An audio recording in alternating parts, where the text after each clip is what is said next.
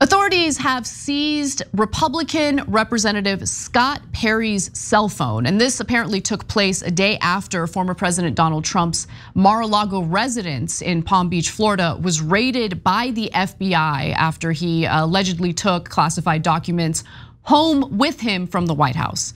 Now, the Pennsylvania lawmaker is a Trump loyalist. He's also very upset at what's happening here, even though he trafficked in all sorts of lies about the 2020 election allegedly being stolen from Donald Trump.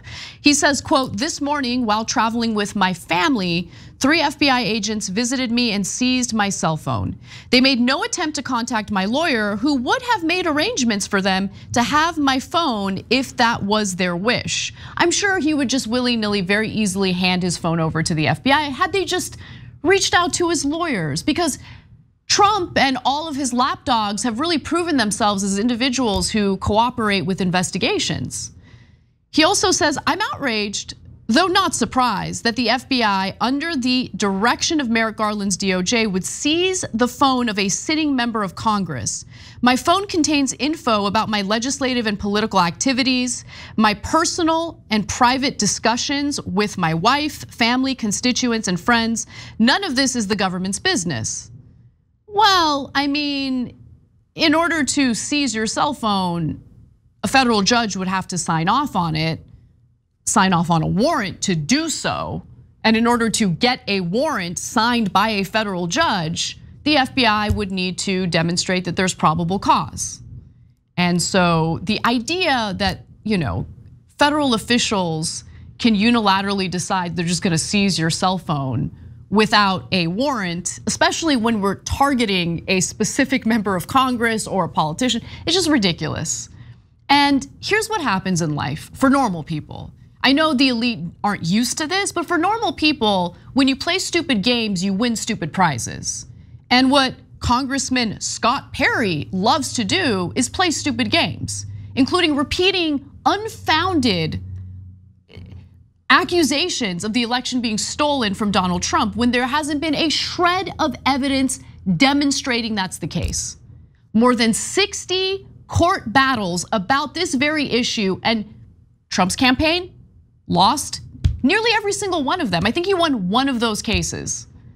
But it wasn't a case that would overturn the results of the election because there was no evidence of widespread voter fraud. But it doesn't matter, Perry kept playing this game. So look, they seized his phone. I don't know if this is tied for sure to the FBI raiding Mar-a-Lago. But the idea that the FBI would raid Mar-a-Lago over this National Archives issue alone seems a little weird to me. It's also weird that Trump is making all sorts of claims but refuses to make the search warrant public so we have a better understanding of what's going on here. But the fact that they seized Congressman Perry's phone can only mean that they're looking into his role in what happened on January 6th. I don't know what else they would investigate him for. So he did use this as an opportunity, by the way, to make a political statement about the Inflation Reduction Act, which is weird to say the least. He says, as with President Trump last night, the DOJ chose this unnecessary and aggressive action instead of simply contacting my attorneys. These kinds of banana republic tactics should concern every citizen, especially considering the decision before Congress this week to hire 87,000 new IRS agents to further persecute law-abiding citizens. No, the IRS has been solely auditing ordinary working Americans. And they've been allowing people at the very top, the tax dodgers at the very top, to get away with it because their taxes are far more complicated, takes far more resources to investigate and audit them. And so the idea of bolstering the IRS is not meant to demonize or go after ordinary Americans. The IRS is already doing that. It's to make sure that tax dodgers at the very top aren't getting away with what they're doing. And it's interesting that Congressman Perry is very upset about that and literally used this phone seizure story as an opportunity to make that clear to the American people. What are you afraid of? Should you be audited? Is there some funny business going on with your taxes? Seems like it. Now, Perry again is on the far right and is an original member of what's referred to as the House Freedom Caucus. These are the most right-wing, extreme Republicans in the House. And it's becoming clearer that the Trump raid was about more than these classified documents that he allegedly took home with him from the White House. So Fox News reports this: Perry has been a target of interest of the Democratic-dominated January 6th House Select Committee that is investigating the deadly 2021 attack on the Capitol by right-wing extremists and other Trump supporters. By the way, notice the citation here.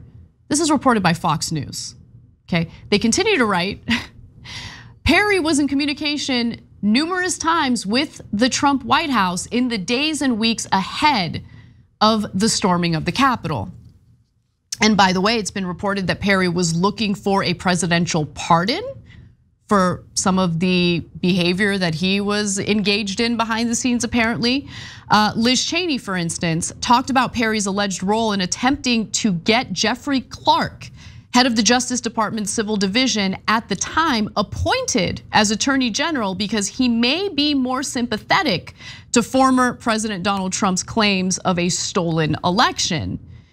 Representative Perry, who was also, by the way, involved in trying to get Clark appointed as Attorney General, has refused to testify here. As you will see, Representative Perry contacted the White House in the weeks after January 6th to seek a presidential pardon, Cheney said. Play stupid games, win stupid prizes.